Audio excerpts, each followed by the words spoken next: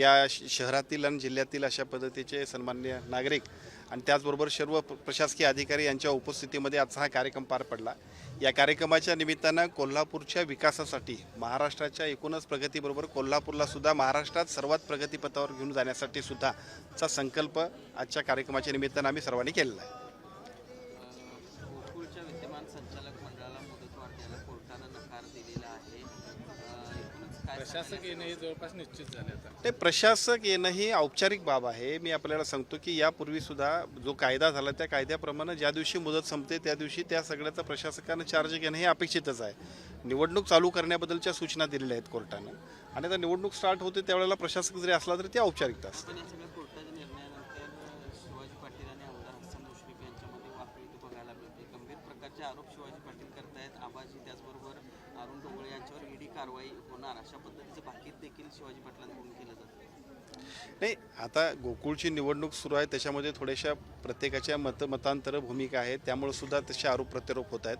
पण सन्माननीय मुख्यमंत्री महोदयाने सगळ्यांना सूचना दिलेल्या आहेत आम्हा सगळ्यांना महायुती म्हणून आपण एकत्रित काम करायचं आहे। निवडणूक आपल्याला सगळ्यांना यशस्वी करायची आहे आणि एकत्रितपणानं कोल्हापूरच्या विकासामध्ये महत्त्वपूर्ण योगदान असणाऱ्या गोकुळची निवडणूकसुद्धा आपल्या सगळ्यांना महायुती म्हणून जिंकायची आहे। त्यामुळे या सगळ्या गोष्टी जरी असतील तरी त्याच्यावरती सूचना वरिष्ठांच्याकडून सुद्धा होतील आणि आपल्याला पुढच्या टप्प्यात या सगळ्या चित्र बदललेलं दिसेल।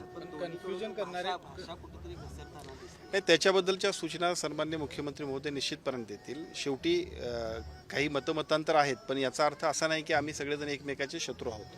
त्यामुळे काही मर्यादा आणि काही चांगल्या पद्धतीनं सूचनासुद्धा देणं आवश्यक आहे ते दिल्या जातील। कन्फ्युजन असं आहे की जोपर्यंत त्या 1200 संस्थांचा निकाल लागत नाही तोपर्यंत ही निवडणूक घेता येणार आणि किमान 4 महिने ही निवडणूक पुढे जाईल, किमान 7 महिने। मग निवडणूक प्रक्रिया सुरू झाली कसं म्हणायचं? निवडणूक प्रक्रिया म्हणजे 4 मेला मुदत संपते। मुदत संपल्यानंतर त्याच्यावरती प्रशासक येणं ही औपचारिक बाब आहे, त्याच्यामध्ये काय फार वेगळा आशय नाही। निवडणूक प्रक्रिया स्टार्ट करा असं जर सांगितलं असेल तर निवडणूक प्रक्रिया सुरुवात झाली आणि प्रशासक एरवी आपण जर बघितलं तर निवडणुकीच्या काळामध्ये सुद्धा याच्यापूर्वी कायद्यात बदल झाला त्यामुळे हा प्रशासक आहे। याच्यापूर्वी सुद्धा जे काय तात्पुरती व्यवस्था म्हणून आपण असायचो ते सुद्धा प्रशासकाचाच कालावधी असायचा। त्यामुळे प्रशासक जे येणार आहे ते शासकीय येणार की अशासकीय?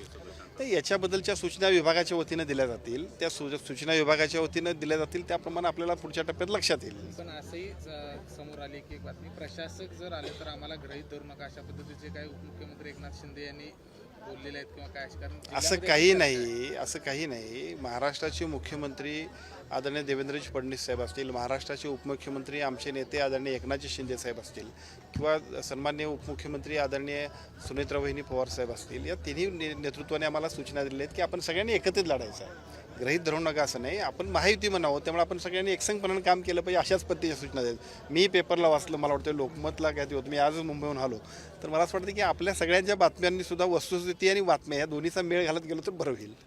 बच्चू कडू यांचा शिंदे गटामध्ये प्रवेश झालेला आहे, काय सांगाल? बच्चू कडू हे लढवय्ये कार्यकर्ते आहेत। प्रहारच्या संघटनेच्या माध्यमातून महाराष्ट्राच्या राजकारणामध्ये अपंगांसाठी काम असेल, वेगवेगळ्या पद्धतीच्या अनेक आंदोलनांच्या माध्यमातून त्यांची महाराष्ट्रभर ओळख आहे आणि आज आदरणीय एकनाथजी शिंदे साहेबांनी ज्या पद्धतीनं प्रत्येक सामान्य माणसाला आणि जो समाजासाठी काम करतो अशा कार्यकर्त्याला जो न्याय द्यायचा असतो त्याच पद्धतीचा न्याय दिलेला आहे आणि मला असं वाटतं की खूप चांगला एक मेसेज महाराष्ट्रात आदरणीय एकनाथजी शिंदे साहेबांच्या नेतृत्वाबद्दल शिवसेनेबद्दल गेला असं म्हणायला हरकत नाही। बच्चू कडू हे सत्तेशिवाय राहू शकत नाहीत आणि त्यांच्या काही चौकशा लागणार होत्या म्हणूनच त्यांनी शिंदे गटाचा आसरा घेतला असा आरोप आता विरोधकांकडून। आता विरोधकांनी जर आरोप केले नाही तर मग त्यांनी काय करायचं? प्रश्न असा आहे की बच्चू कडूंचं एक वेगळ्या अशा पद्धतीची ओळख महाराष्ट्राला आहे त्यामुळे साहजिकच बच्चू कडूंचं काम, बच्चू कडूंचा समाजाला भविष्य काळामध्ये सुद्धा जो उपयोग होणार आहे, महाराष्ट्राच्या राजकारणामध्ये त्यांची एक वेगळी ओळख जी आहे त्याचा निश्चितपणानं फायदा ते जर सभागृहात आले तर होणार आहे। त्यामुळे आम्ही अशा पद्धतीचा निर्णय आदरणीय शिंदे साहेबांनी घेतलेला आहे। उष्माघातामुळे खरं तर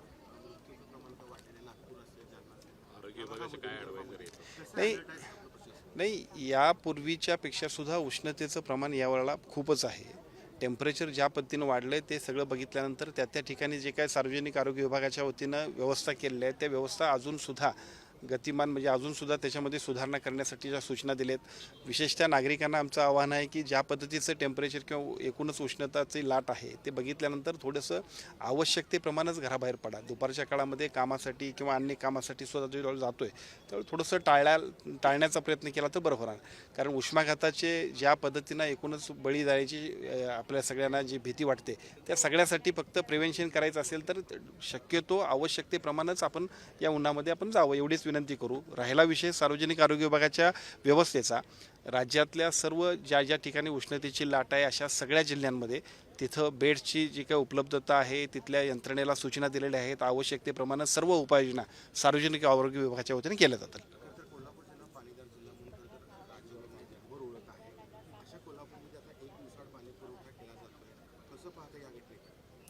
नाही, परवा दिवशी सुद्धा आम्ही आढावा बैठक घेतली. महापौर मॅडम इथं उपस्थित आहेत, सर्व अधिकारीसुद्धा आणि पदाधिकारीसुद्धा उपस्थित होते. पाणी पुरवठा विभागाच्या काही दुरुस्तीचे काम असतील, काही अजूनसुद्धा सुधारण्याचे काम असतील. नवीन आपले हे सत्ता आल्यानंतर या सर्वच मंडळींचं मी अभिनंदन करेन की काही चांगलं नियोजन ते करतायत. त्या नियोजनाप्रमाणे थोडासा विस्कळीतपणा आपल्याला दिसत असेल तरी पुढच्या टप्प्यामध्ये पाण्याचा सुरळीत जर काही आपल्याला उपयोग व्हायचा असेल तर त्यासाठी आपण सगळ्यांनी सुद्धा थोडंसं समजून घेतलं पाहिजे. पण निश्चितपणाने ते सुरळीत होईल. देश विदेशातील प्रत्येक घडामोडींचे लाईव्ह अपडेट मिळवण्यासाठी आता साम टीव्हीच्या सर्व सोशल मीडिया प्लॅटफॉर्मला लाईक, फॉलो आणि सबस्क्राईब करा. तसंच सर्व नोटिफिकेशनसाठी बेल आयकॉन प्रेस करायला विसरू नका.